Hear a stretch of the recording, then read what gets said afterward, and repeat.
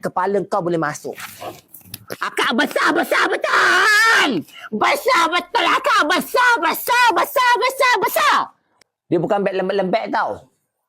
Ini bukan beg nipis, beg tebal. Saiz iPad, laptop boleh masuk. Dia terlalu besar. Yang dah bayar, tepuk. Yang ni mana kopi? Tali dia kakak, sebenarnya dia macam fashion je lah. Macam tu.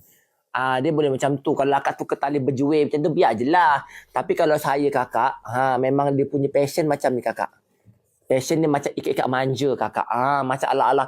Wow, walawing kau. Macam tu kat belakang ni macam tu. Lepas tu dalam dia kakak memang tebal. Nampak tak dia guna magnet. Dalam boleh masuk apa? Dalam kakak beg ni kalau akak nak tarik, akak boleh masuk apa tau? Besar akak. Macam-macam akak boleh buka akak.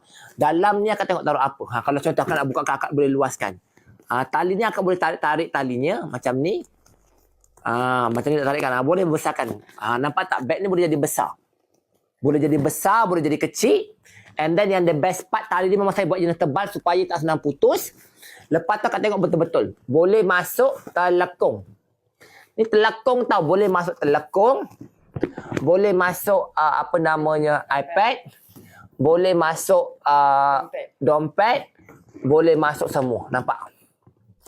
Akak tengok dia punya kualiti. Ni jenis material tebal. Akak nampak tak? Material tebal. Nampak tak akak? Ini betul-betul premium. Nampak? Ada lagi boleh masuk pasport. Akak ini kakak boleh masuk Pro Max. Ni Pro Max tau. Ni Pro Max. Boleh masuk Pro Max dalam. Nampak tak? Boleh masuk Pro Max. Ya Allah. Akak tengok magnet dia. Magnet dia pun tebal. Tebal akak ni tebal. Akak bayangkan. Mana botol air? Akak tengok memang betul-betul keras. Besar. Akak memang betul-betul keras.